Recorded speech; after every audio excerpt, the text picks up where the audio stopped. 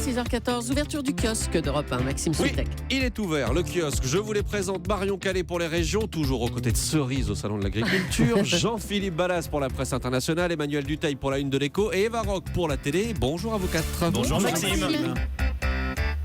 Et on commence avec vos quotidiens nationaux et avec cette photo qui fait trembler en une de Libération. Un homme en combinaison blanche, masque à gaz sur le visage et qui pointe une arme factice sur sa tempe. Le titre: Nucléaire, la sécurité atomisée.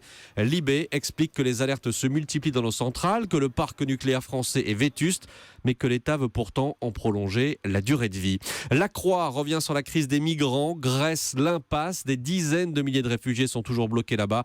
Une crise humanitaire est imminente, dit la Croix.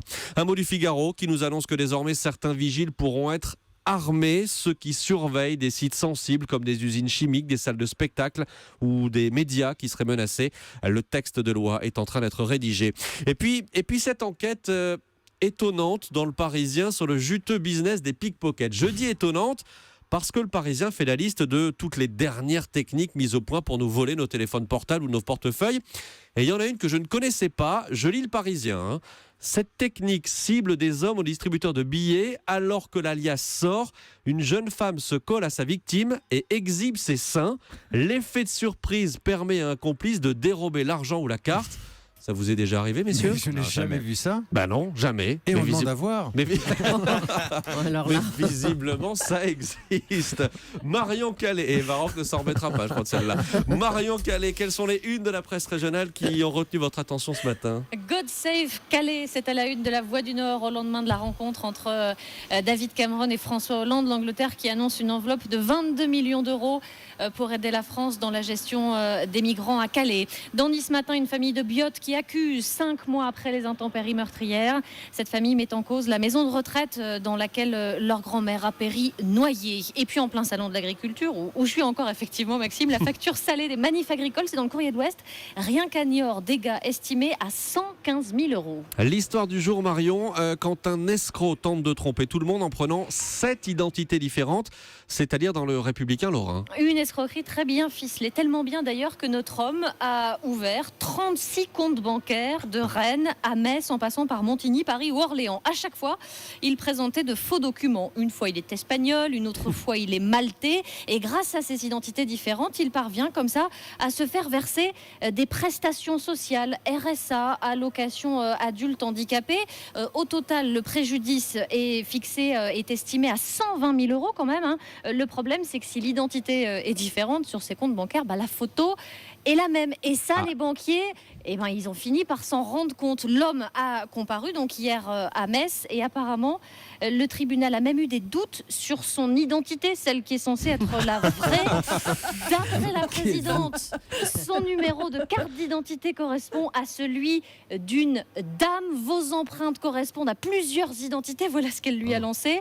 Alors, il a été requis 4 ans d'emprisonnement sans mandat de dépôt. La décision sera rendue concernant cet escroc le 17 mars. Et on va suivre ça. Merci Marion Calais. La presse internationale, Jean-Philippe Ballas, ce matin, avec les États-Unis et un gouverneur sous le feu nourri des médias. Oui, j'ai rarement lu quelque chose d'aussi féroce. Pas moins de 6 journaux du New Jersey, des journaux du même groupe qui publient le même texte, le même édito pour réclamer le départ de leur gouverneur républicain. J'ai nommé Chris Christie et je cite: « Nous en avons assez de son arrogance, de son opportunisme, de son hypocrisie, de ses sarcasmes, assez qu'il néglige le New Jersey pour ne s'occuper que de ses propres intérêts. » Ça a le mérite d'être clair. Pourquoi une telle violence ? Alors j'avoue qu'au départ j'étais un peu surpris parce que oui, Christie c'est un personnage imposant, c'est une grande gueule, comme on dit, il aime bien s'écharper avec les journalistes, mais alors je parle sous couvert d'Emmanuel Dutheil qui a vécu aussi aux États-Unis. En même temps que vous, cher Jean-Philippe. Il était très populaire quand même à une époque, il faisait même partie des candidats très sérieux, on le disait à la Maison Blanche, il y a encore la 4 dernière ans. primaire.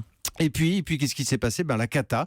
Il s'est retrouvé à la ramasse dans les sondages. Il a dû quitter la course à la Maison Blanche. Et pire, le voici maintenant qui soutient officiellement son ennemi juré, Donald Trump. Alors ça a déclenché un déluge d'incompréhension et de moquerie sur les réseaux sociaux.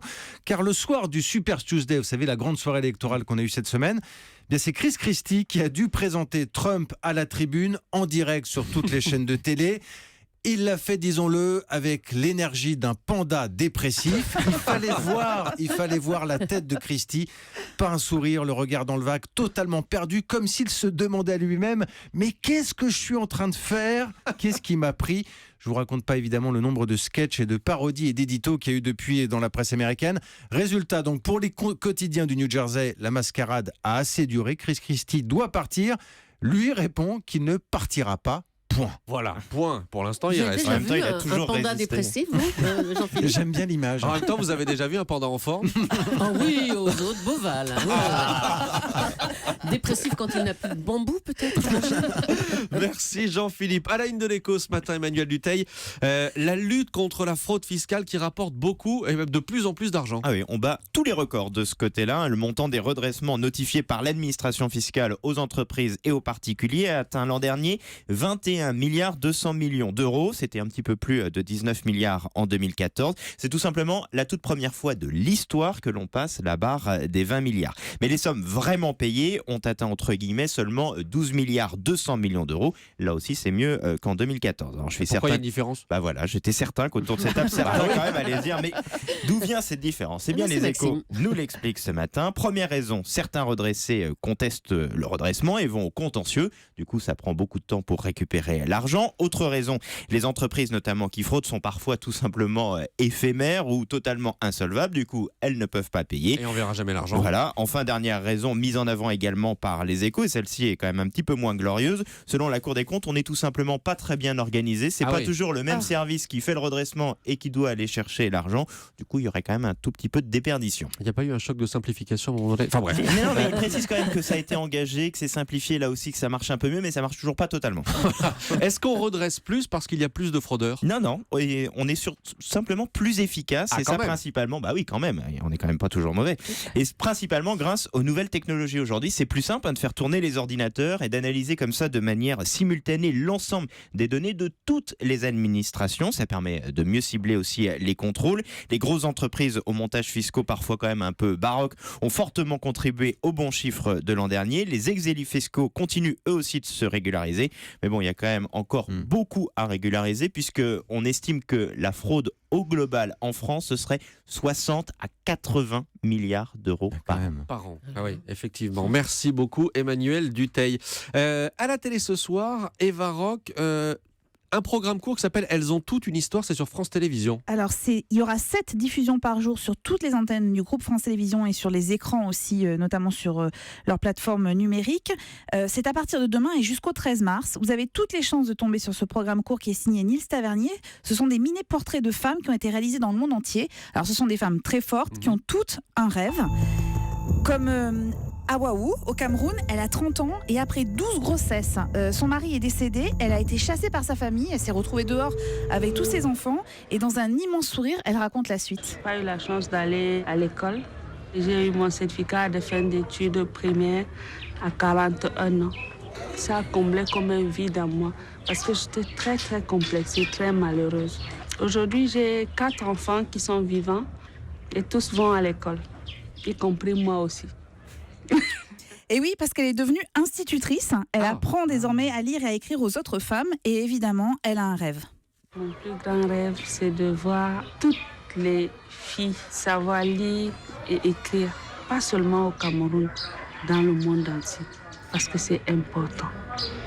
Et alors vous verrez, à chaque portrait, il y a une thématique en fait. Ça peut être la santé, ça peut être l'apprentissage de la lecture. En France, Nils Tavernier a rencontré Gada, elle est médecin et elle aide les femmes qui sont victimes d'excision. Mon plus grand rêve serait de redonner du pouvoir, de l'autonomie aux femmes et à celles qui n'ont ni pouvoir, ni autonomie, ni choix de leur destin, et qui sont témoins que rien de l'humanité. Alors ce sont des portraits d'1 minute 30 qui prouvent d'abord combien le combat des femmes est loin d'être une sinécure. C'est filmé avec justesse, il n'y a aucun pathos. C'est un programme qui est diffusé dans le cadre de la 4e édition en avant-toute. C'est une opération de France Télévisions à l'occasion de la Journée internationale de la femme pour le 8 mars. Et c'est soutenu par 9 fondations, dont la Fondation Elle. Et vraiment, ces petits courts-métrages, vous allez tomber dessus, ils sont formidables. Et vous vouliez en parler ce matin, c'est votre coup de cœur dans le kiosque. Merci Eva Rock, merci Emmanuel, merci Jean-Philippe. Merci Maxime. À lundi les amis.